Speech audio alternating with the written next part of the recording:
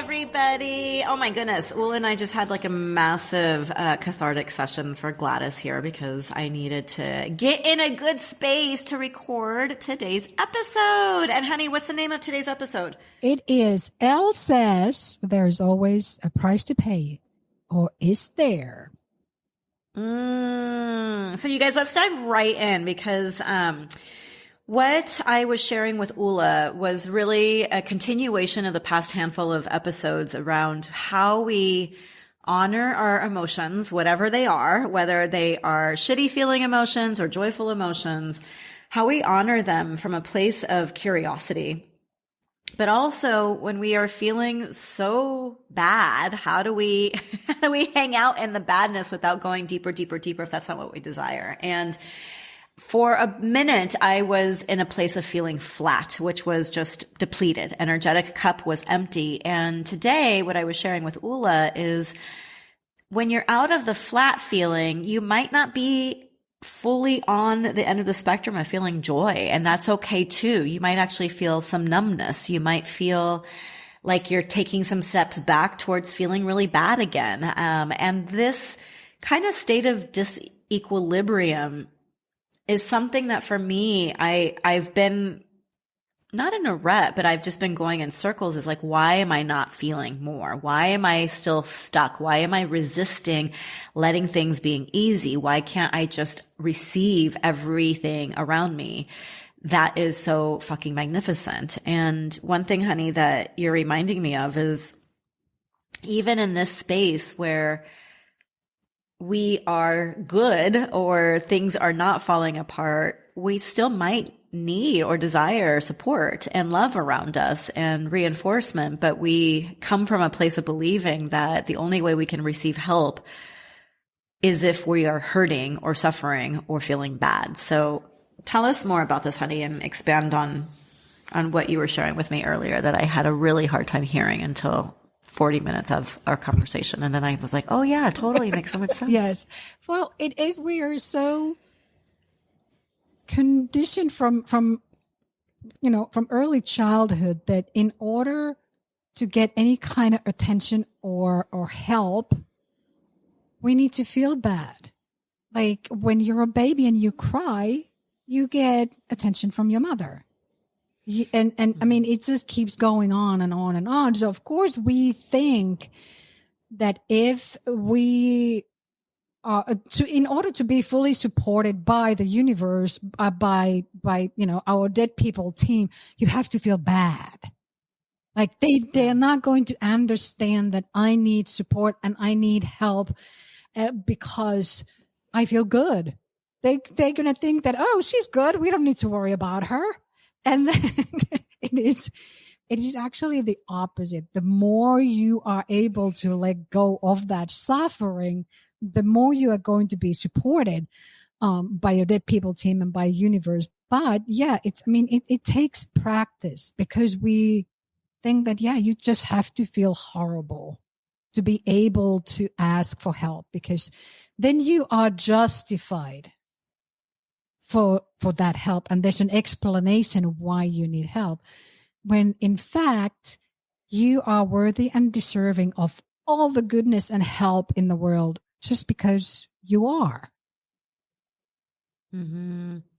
And this is something that it took me like 40 minutes to be able to talk stuff out with Ulla before I got it. And the reason is that, well, I was in a place of resistance. And I think that in itself is an example that resistance is there when there's something that is out of alignment. And typically what is out of alignment is a part of you is staying in the place of fear or uncertainty, not feeling safe. And then another part of you is entertaining something different. And when it comes to how you address an area of your life that's crunchy, maybe you are stuck somehow and don't know where the answer is going to come from.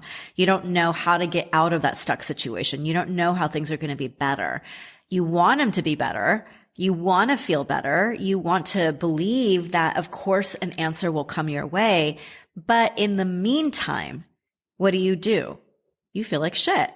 because you don't have clarity. You don't have the answer yet. And you're like, fuck, is this ever going to come my way? And then as you feel like shit, you then attract more of that feeling like shit stuff, because your thoughts, just on a very neutral state, are constantly looking for more evidence to support what you're feeling.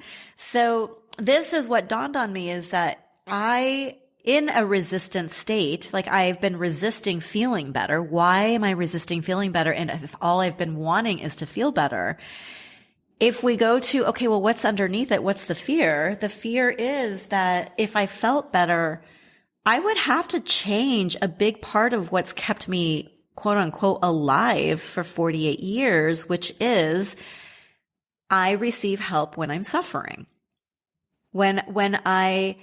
If I don't have answers to something, if I'm stuck, if I'm going through a hard time, then I have to be in that suffering state in order to then be rescued or to be seen, when that's so not true. Like I actually have the option of this in-between space. Say I'm stuck in an area. I don't have an answer yet. I don't have clarity. In that in-between, I can actually feel good and still not know where the answer is coming, when it's coming, how it's coming, not need to actually be in resistance, which is going to mean that answers will come quicker my way and more easily.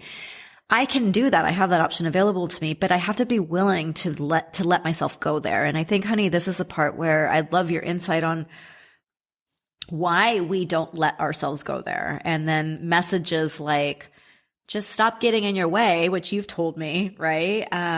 Let it go. Let the trash bag of heavy energy go. Those actually become harder because I just feel like the stuck energy or my resistance is still not able to allow me to let things be easier. Mm-hmm.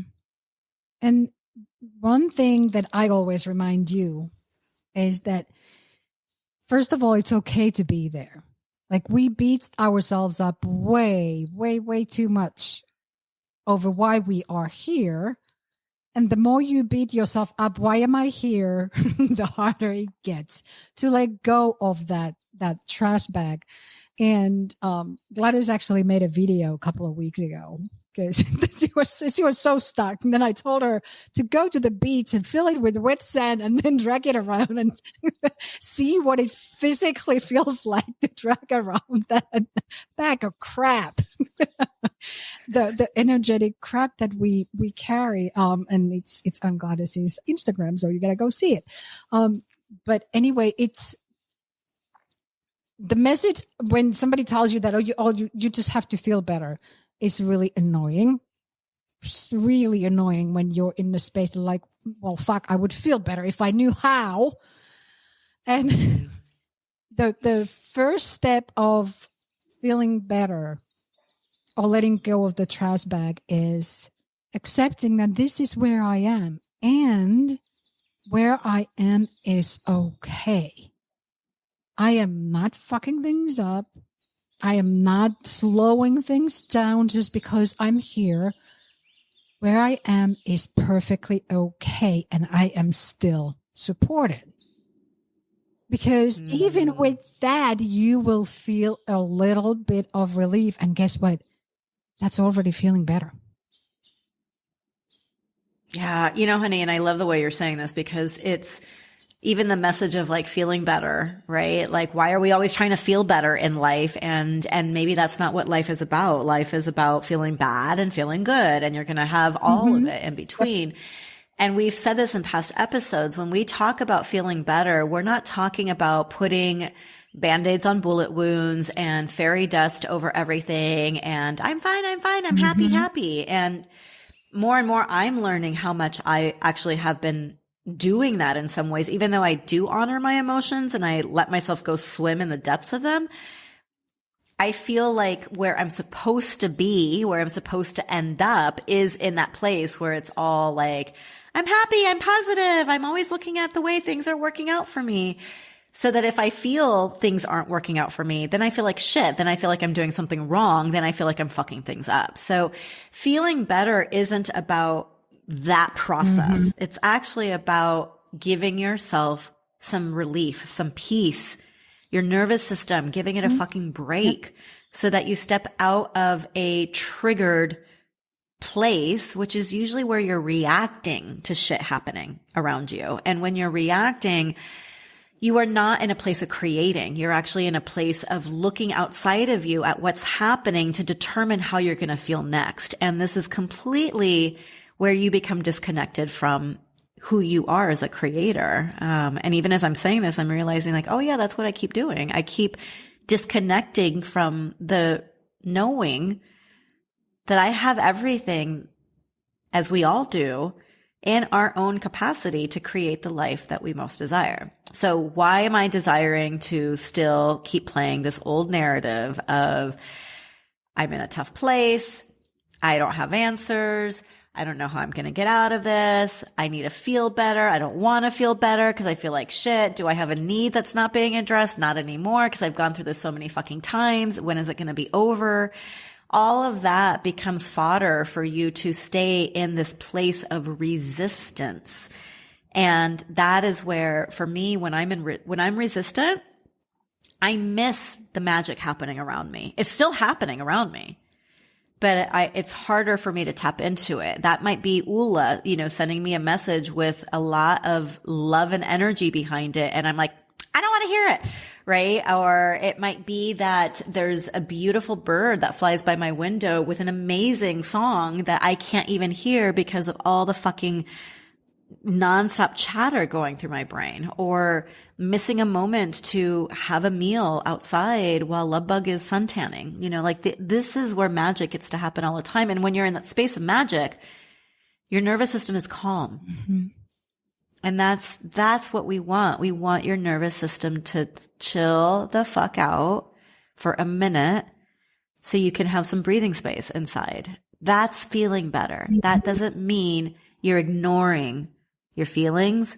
You're ignoring what's unresolved. It means you are assisting yourself to keep the momentum going forward as you move through these emotions, the fears, the uncertainty, and make yourself available to receiving the help and assistance without feeling like you need to prove that you're worthy of it by how much you're suffering. Mm-hmm. And this reminds me of what Abraham Hicks always talks about, is a buffet. Compares the life of, our options and choices as a buffet. Like when you go eat at a buffet, you don't get mad at certain food that it's there. So you shouldn't get mad at yourself that certain emotion is there, because you would not be like, oh no, I don't eat shrimp. You got to take the shrimp out of the buffet right now. It might end up on my plate and I have to eat it. No, you don't do that. So if you feel like you're stuck in some emotion, because every single emotion is important, we've talked about this so much. If you are finding yourself in certain emotion more and more, or you feel like you can't get out of there, don't get mad at it, because when you get mad at it, then you're definitely going to keep staying there longer and longer. Just recognize that, that yes, this is where I am, and it's okay. And assist yourself to move through it, because you can move through all emotions. And because we've been so conditioned to always look for the worst and the other shoe dropping and all that, we tend to hang on to those not so good feeling emotions longer than the good ones. Mm-hmm. But you can make the change. You just have to consciously practice that. Okay, when I'm feeling something that I really like love, or you're laughing with a friend and you know how that fills you up, you can go back to those and remember those feelings too and hang out there longer and longer. But it takes practice. And again, just tell yourself that it's okay. It doesn't matter where you are. It is okay. It's just the buffet of life. I like that, honey. And I'm, one thing that I'm mindful of that that keeps coming up for me in our conversations is, like, why is this so hard? Why is it hard to shift? Why is it hard to get out of that space? And then, when you have a history of trauma, what is actually happening physiologically that is contributing to some of this difficulty that we experience in getting out of it? And I think at the end of the day, regardless of all of that, regardless of what your history is, you have a choice right now.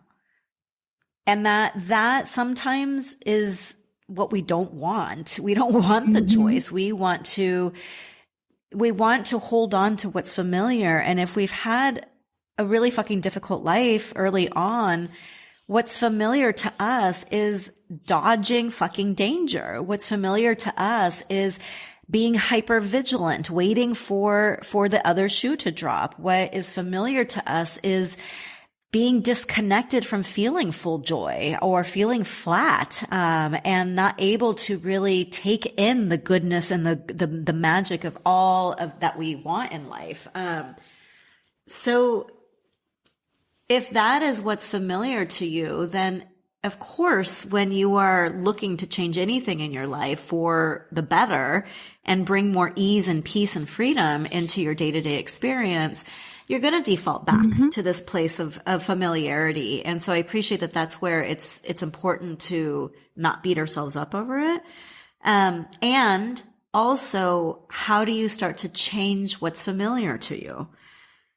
I think that is a big part of this, is all we're doing is changing what our familiarity gauge is. And instead of going back to what's familiar from the past, how do we intentionally practice more of what we want to become familiar? So for you, Ulla, like, what's familiar to you in your life as far as feelings go? Excitement. Like, I think it was 2 nights ago, I couldn't sleep because I was so excited. Like, about what? It's just like the opportunities that we have and things that we're doing. And I'm so excited to keep building all these things with you. And I keep getting more information from my dead people. And it's just really exciting for me. And I understand that that's not what most people wake up to when they wake up in the middle of the night. But yeah, that is my familiar. And my familiar is waking up again, feeling excited, feeling very much love for my kids and my life. And the first thoughts always are like, oh, it's a new day. What do I want to feel today? And that I think is what so many of us would love to entertain, but it feels so almost like, yeah, how, right? Like Ulla posted something recently on Instagram about how your morning routine doesn't involve thinking about past conversations that didn't go well or worrying about how you're going to get all this shit done for the day. Like, you don't wake up rehashing stuff. You wake up very much like, oh my God, brand new day, clean slate. Here's the opportunity. And there's joy and excitement in that.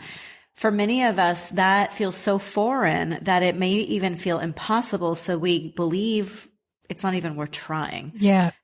Or we get frustrated that we are here and we judge ourselves. Like, and I've done that. Like, why can't I fucking wake up in the morning and not have knots in my stomach? Well, it took a deliberate practice of me being aware that I had knots in my stomach for decades, and then having that feeling of like, I don't want knots anymore. That doesn't feel good, right? And that in itself is where you start to change the narrative and you start to change what becomes familiar to you. So nowadays, am I at a place where every day I wake up feeling knot free? No. I think there's a big lessening of the knots in my stomach when I wake up, but I still rehash shit in the morning. And even when I began meditating regularly and doing my gratitude practice, that helped tremendously. I let it go for a while because it's like, oh no, I should just be able to wake up and feel good. We have to remind ourselves that so much of what we experience every day is a buildup of years of practicing what's familiar. So if you want your familiar to be excitement and joy and curiosity for what you get to create every day, then that is what you have to continue to give yourself practice around. And one thing that we always go back to is start with regulating your nervous system first. So how do we do this? Number one, do the reset remedy, right? Remind your nervous system that you are safe, you're secure, you're protected, you're loved. Repeat that over and over and over and over until your brain chatter stops. This is actually a thought stopping technique, which is a cognitive psychology technique used to put a pause on the rumination happening in your brain. Okay. So for those of us that come with a lot of anxiety, we've had past traumas, this is a way to pause that whole feedback loop of negative familiar, of I'm in danger familiar. And then, as Ulla always says, like, ease up on yourself, be gentle with yourself. Don't beat yourself up. And that sometimes is enough of just like putting the pause and recognizing that here we are again. And we have a choice. So the third is, what do you choose right now in terms of what you do next, what you feel next, what you think next? And let it be that something that you choose, let it just be a minute in duration. Don't make it a big goal of like, I choose to never feel like shit in the morning again, and let that be my new familiar forever and ever. Don't do that to yourself. Choose that right now you're going to ease up and maybe feel peace. And what would that look like for the next minute? And we tend to forget that all those things that we are rehashing and thinking about and worrying about, that is practice. It is an automatic practice at this point, but it is still practice. So if you're practicing something in the morning anyway, why not make it something that you enjoy?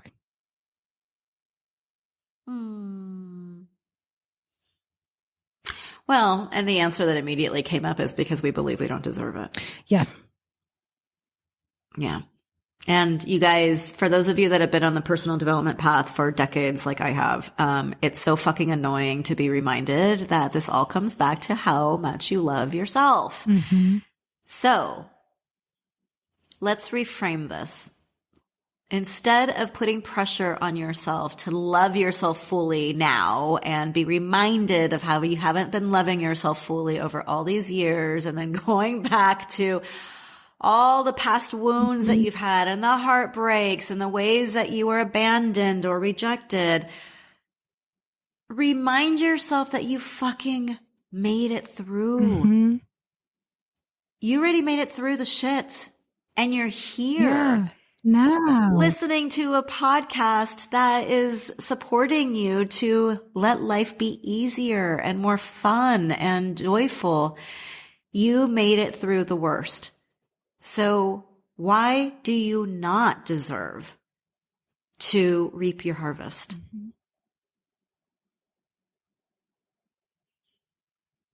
And if there's anything that comes up that feels like a definitive, this is why, then I invite you to do a good goodbye ritual around it. And if you're not aware of the good goodbye, that is a book that you can find on Amazon that I published. It's also available as a ritual, a guided ritual that I take you through, which you can purchase. The notes, I think our show notes have both in there. But this is a way to just symbolically say, okay, like, how do I let go of this story that I am not worthy? And I have a huge one of that, so also know that that's going to evolve as you evolve. I thought I got through a lot of those layers of unworthiness and healed them and was able to get to a place of loving myself, which, by the way I love myself right now at 48 is a trillion times more than how I loved myself when I was 22. So I've come a long way, and very recently, like in the last week, realized that I still have not loved the parts of me that I would label imperfect, and that I believed that I could not receive love unless I was showing up perfectly. And love in all forms, whether it's money, whether it's relationship, friendships, joy and peace and ease of my day, love from Lovebug, all of it. So just know that you're not going to get to a point, I think, where it's all done and complete, but rather you can get to a point where you just have more grace towards yourself along the way because you love yourself enough to quit beating yourself up. Yes. That is so beautifully said, honey. So beautifully said. And perfectly. So how do we make it happen? Not by asking that question like that. That might not be the answer. I think we already gave a whole bunch of things how you can do this, but you have to have your nervous system relax, chill the F out. So go and get Reset Remedy. Do Reset Remedy. See how you feel after that. And stop beating yourself up because you are exactly where you're supposed to be right now. And you only have right now. You can't go and change yesterday. You can't change tomorrow. So why not feel a little bit ease right now?